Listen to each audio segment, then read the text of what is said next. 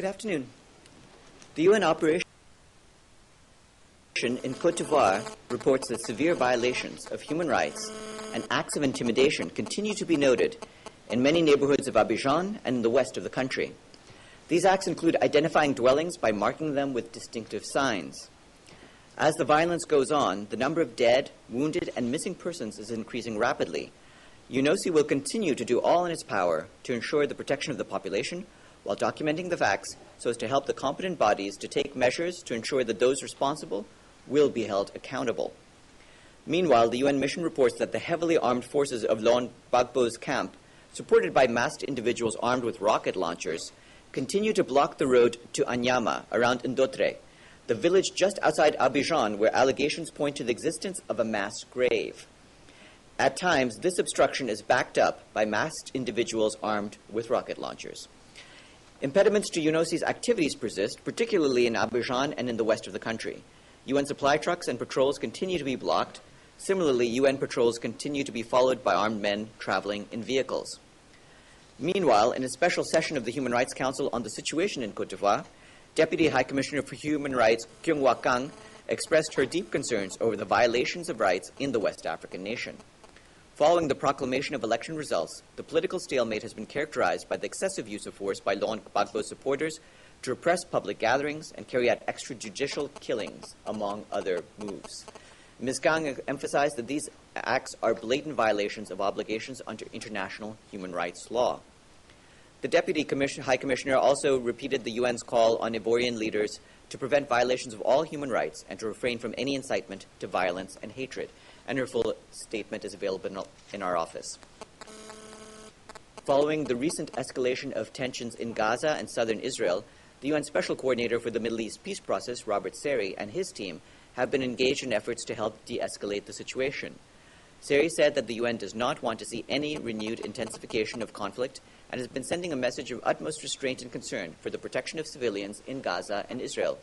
Seri was encouraged to hear a clear desire from all concerned to de-escalate the situation and respect calm, and he appeals for an end to acts of violence. In a statement we issued yesterday afternoon, the Secretary General welcomed the vote of the United States Senate to support the ratification of the New START Treaty. This sends a firm and clear message in support of nuclear disarmament and non-proliferation. The Secretary General believes that the United States ratification will help maintain the hard-won momentum in recent years for nuclear non-proliferation and disarmament. The Secretary General reaffirms his full commitment to working toward achieving nuclear disarmament and non-proliferation, and the full statement is available online. I have an appointment. The Secretary General has decided to appoint Major General Raul Glutovsky Fernandez of Uruguay as Chief Military Observer and Head of Mission of the UN Military Observer Group in India and Pakistan, UNMOGIP. Major General Glutovsky will replace Major General Kim Moon-hwa of the Republic of Korea, who completed his assignment on the 27th of November, 2010. And we have more information on the new appointee in our office. Today, at 1 p.m., Ambassador Ruhakana Rugunda, the permanent representative of Uganda to the United Nations, will hold a press conference to brief correspondents upon completion of Uganda's 2-year term in the Security Council. And as for next week, I'd just like to remind you that UN headquarters will be closed tomorrow for the Christmas holiday. This is also the last scheduled briefing for this year. Next week, unless there is a particular need to resume the briefings, we won't have any noon briefings, but we'll continue to update our webpage each day to reflect the latest developments at the United Nations. And there's no week ahead document for this week. As matters now stand, no Security Council meetings or consultations are scheduled for next week. The Secretary General will continue to be in New York through that week. The noon briefing will resume on Tuesday, the 4th of January, 2011. So until then, have a Happy New Year. Are there any questions? Yes. Could you expand a little bit about what was meant by that certain dwellings in Côte d'Ivoire were marked with distinctive signs? What was the sign? What was the purpose? How many? We have a press release from UNOSI that has some more details, but there is a worry that different households are designated with different signs depending upon the ethnicity of the person who is living in that household. And that is a clear worry to us, given past experience where in other countries this had been a precursor to ethnic-based killings. And the Secretary General does view that with particular concern. So these distinctive markings have an ethnic ramification. Yes, they could have an ethnic ramification. Yes. And have the people in those dwellings been targeted? Have they been subject to violence? We believe that the very marking of these houses is an act of intimidation and is possibly a precursor to future violence. So not yet, then. We are aware of instances where people have been attacked and killed, but we don't know whether it's based on these signs. But these signs do seem, at the very least, to be an act of intimidation. How widespread is this as far as the country is concerned? You know. I don't know whether it's widespread, but it's a cause for alarm. Is it also clear that this is being done by forces loyal to Gbagbo? It is being done by forces that we believe to be aligned with Laurent Gbagbo's camp. Yes. Yesterday concerning strong condemnation of the Hamas firing of rockets on the cities bordering Gaza. Yeah. And Hamas and other groups in Palestinian territories criticized that statement, saying that there wasn't an equal condemnation of Israel's shelling of areas in which civilians could be killed. Yes. Well, since that statement, he has come out with a new statement, which I just read. The point is that he and his team have been talking to all sides, including Israel and the people in Gaza. And as I said in today's statement, he was encouraged to hear a clear desire from all concerned to de-escalate the situation and respect calm, and he appeals for an end to all acts of violence. Is this a retract of his statement yesterday? No, this is in addition to. Yes. When the Secretary General gave his last press conference here, he said that he was glad to announce that his panel of experts on Sri Lanka was going to be able to travel to Sri Lanka. And I've seen now this quote of yours. Maybe you can confirm it or deny it. That quote: "We can't confirm if the panel will travel to Sri Lanka or will meet the LLRC in some other location."